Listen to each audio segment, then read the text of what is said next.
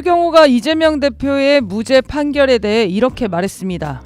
이 대표 개인의 송사는 개인 이재명에게 일임해 법리적 판단은 사법부에 맡겨두자. 무죄 나오니까 갑자기 개인의 송사라니. 생중계하라면 판사 겁박하던 국힘당 아니었나요? 그리고 남은 정기국회 운영의 모든 기준점을 민생에 맞춰 재조정하자. 이제는 국회로 돌아와 국민을 위한 본연의 임무에 집중하고 성과를 내야 할 때라고 말했습니다. 25번의 거부권을 행사해 국회를 마비시킨 정부 여당이 할 소리입니까? 국회가 본연의 임무를 못하게 하는 것이 윤석열, 김건희 국정농단 세력, 국힘당 아닌가요? 윤석열 탄핵이 민생입니다. 네, 두 가지를 또 똑같이 문제 삼았는데요. 야당 단독 통과가 문제다. 그리고 이미 수사 중인 사건이라 또 이렇게 특검을 하는 게 문제다. 이렇게 두 가지 이유를 들어서 제2요구안을 의결했습니다. 아니 도대체 수사 중인 사건이라고 이걸 계속 주장하는데 수사가 진척이 돼야 수사를 하는 거 아닙니까? 위법 아니라고 결론도 다 냈잖아요. 네. 그리고 하자는 대로 다시 수정해서 발의해 준 거잖아요. 그러니까 한동훈이 하자는 대로 만들어서 발의를 했는데 한동훈이 동의를 안 하면 이게 야당 단독입니까? 아 그러네요. 합의하고 추진한 거네요. 그 정도면. 가만히 둬도 흔들리는 나무인데. 지금 이탈할까봐 너무너무 조마조마했는지 이게 이제 공식적으로 확인된 건 아닙니다. 여권 관계자 발로 나온 얘기인데 국힘당 의원들이 국회 재표결에 참석은 해야 되잖아요. 이 의결 수가 있기 때문에 재적 인원을 늘려놔야 돼요.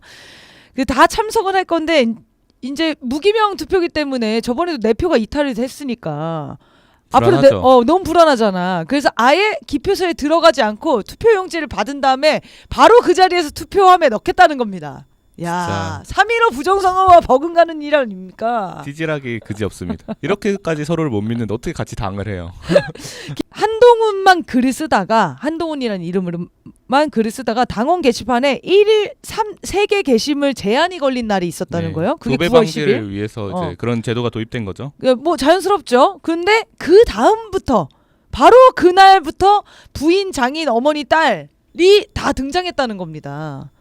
이게 너무 웃기잖아. 그전에는 혼자서도 한동훈이 혼자 쓴 거예요. 그러다가 이거 하루에 3개밖에 못 올려? 참을 수 없어. 가족을 동원하자. 이렇게 의심되는 정황이 하나 있는 거고요. 11시 1분에 장인이 올리고 11시 2분에 장모가 올리고 11시 3분에 한동훈이 올려. 야 이거 로그인 로그아웃도 힘들겠어. 이 정도면은. 그 다음에 4분에 배우자가 올리고 5분에 딸이 올린대요. 아무튼 가족들끼리 사이는 좋은 것 같습니다. 그러니까 다 같이 모여서 하고 있거나 아니면 한 사람이 여러 가지 아이디를 공유했다는 걸 알 수가 있죠. 이 패턴이 2달 내내 반복이 됐고 장해천이 지금 이거는 기계 안 쓴 드루킹이다. 생체 드루킹이라고 생체 드루킹. 예찬이 일 잘한다. 자. 당원 게시판 논란이 불거지지 않았습니까? 해법이 뭐라고 보십니까? 대표가 빨리 정치하고 매듭지어야 됩니다. 대표가 매듭지어야 된다. 예, 빨리 매듭지어야 됩니다. 제가 대표가 참 유능하고 일 잘하시고 저는 애정을 가지고 말씀드리는데 자꾸 법적인 리걸 마인드로 보여야 될 문제가 아니라 폴리티컬 마인드로 보여야 될 문제다. 물론 익명성에 어떤 보장이 있어야 되잖아요. 그래서 그거에 대해서 디지털 공간은 그런 익명성의 보장이 있지만은 당원 눈높이에 보서는 이게 가족인이 아니냐 이걸 알고 싶어 하거든요. 그럼 당원 눈높이에다 그것만 딱 이게 어떻다. 다음 만약에 가족이다라면 딱 사과하고 딱 그리고 빨리 다음 단계로 가야지. 분열은 탄핵을 부르는데 분열이요. 비윤당이 초래하는 게 아니라 우리 내부적으로 자중진열 분열에 의해서 어떤 잘못된 정치적 상황으로 갈까봐 대단히 두렵습니다. 알겠습니다. 자, 이렇게 탄핵의 문을 열지 않기를 바란다. 우리가 빨리 매듭지어야 된다. 정리를 하려고 하는데도 탄핵거리네요. 너무 불안한가 봐. 네, 거의 울면서 얘기하는데요. 휴지 하나 보내드려야 되겠다. 일어나라 탄핵돼요. 이 얘기를 하고 있어요. 절박해 보입니다. 여러분. 촛불 들고 거리에 나오면 우리가 이깁니다 지금. 그리고 저희가 모욕을 당한 거잖아요. 네. 근데 항의를 내야죠. 아무런 영향이 없기로 하면 어떡해요. 합의가 아니라 항의를 하고 와야죠. 그러니까요. 네, 외교부에서는 25일 그 주한 일본 대사관을 접촉해서 추도식 관련 일본이 보여준 태도에 대해서 유감을 표명했다고 하는데 초치해서 항의한 것도 아니고 접촉해서 유감을 표명했다는 게 굉장히 저자세라는 걸 알 수가 있습니다. 주한 일본 대사관을 불러서 유감을 표명한 건지 우리가 찾아가서 유감을 들은 건지는 모르겠는데 이게 사실 확인이 안 되잖아요. 따로 추도식을 진행했던 것도 이것도 항의의 일종이다라고 했는데 그 사진을 보십시오. 초라하기 그지 없습니다. 별도의 추도식을 진행했는데 급작스럽게 준비하면서 저렇게 초라하게 준비를 한 겁니다. 일본 정부한테 우리는 적극적으로 항의한 거다라고 당당하게 얘기할 수 있어요? 박근혜 정부가 그 위안부 합의를 맺었는데 문재인 정부가 그거를 완전히 파기하지는 못했단 말이죠. 그게 정말 안타까운 네. 것들이에요. 그래서 어떻게 놓고 보면 문재인 정부가 들어올 때 이 네 가지에 대해서는 뭔가 잘못된 거에 대해서는 우리가 반성을 하고 또 짚을 건 짚고 되돌릴 건 되돌려야 된다고 생각했던 게 네 가지가 있습니다. 그게 대표적으로 방금 했던 위안부 합의라는 게 존재했고요. 그다음에 지소미아라고 하는 정보 보호 협정이 있지요, 사실요. 그리고 우리가 개성공단을 폐쇄했던 사건이 있습니다. 그것도 결정했던 것 그때거든요.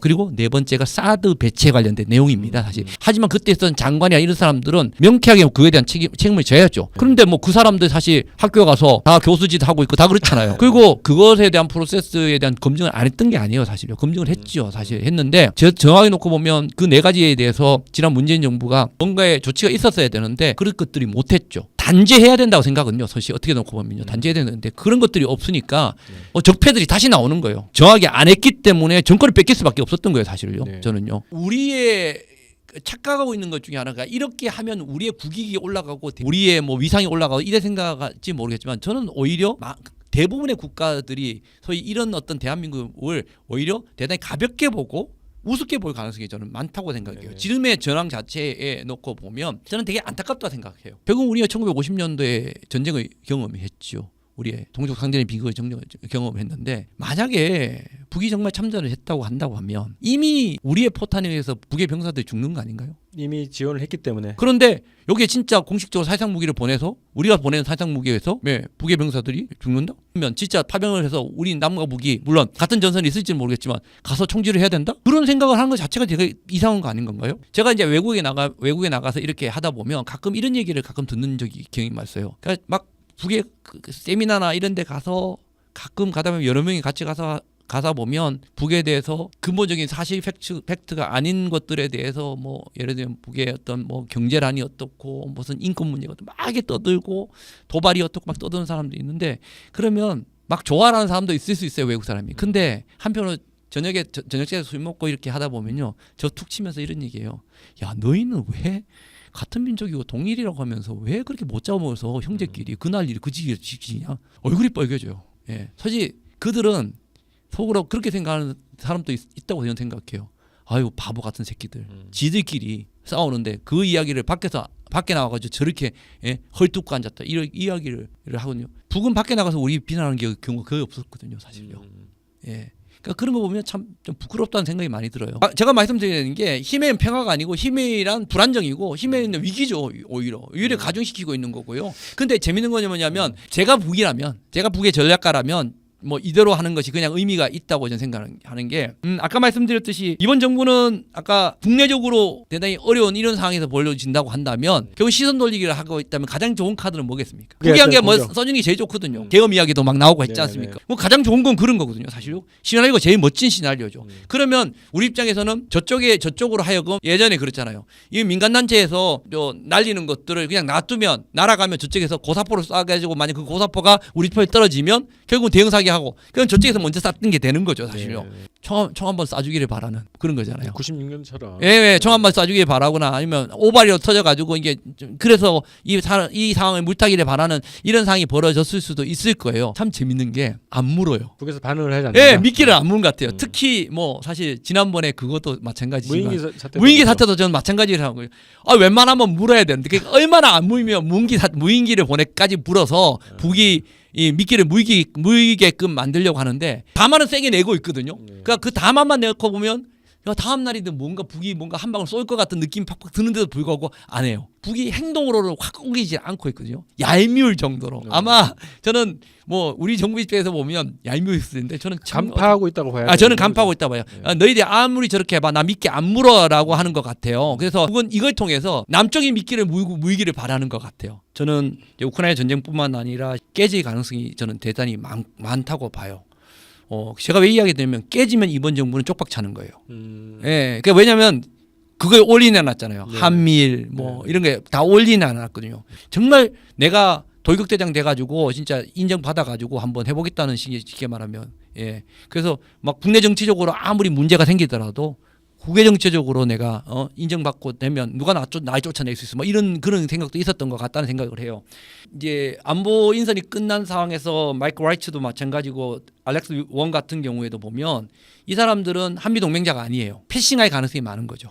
예, 미국 우선주의. 예, 미국 우선주의로 그러니까 이런 상황에서 뭐 한미 간에 좀 협의하고 이런 거 전혀 안 하고 그러니까 그렇다고 뭐 북한을 하고 협상을 하겠다는 게 아니라 뭔가 이런 것들을 대북 정책이라든가 동북아 정책이나 이런 것들을 하는 데 있어서 지금까지 한국하고 뭐 이렇게 해서 이게 아니라 그냥 거의 통보에 가깝게 막 갖다 부을 가능성이 저는 훨씬 더 많다고 저는 생각하거든요. 그러니까 북미 정상회담이 하는데 패싱되는 문제가 아니라 저는요 이 패싱 정상회담이 안 일어날 것이고 이번 정부에게 그런 기회는 별로 없을 겁니다. 그렇죠. 한심을 사기 위해서 트럼프 정부에게 더 많은 걸 줄 수밖에 없죠.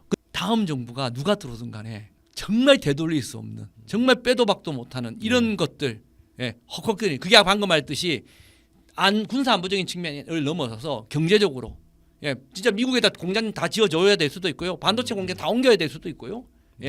진짜 자동차에 관련된 그러니까 엄청나게 많은 것들 그다음에 환경에 관련되는 것들 뭐 엄청나게 많은 것들에 대해서 그러니까 우리가 양보를 해야 될 게 너무 많아요. 그래야만 이번 정부가 살아날 가능성이 있다고 저는 보거든요. 그래서 그렇기 때문에 그 짓을 못하게 막아야 돼요.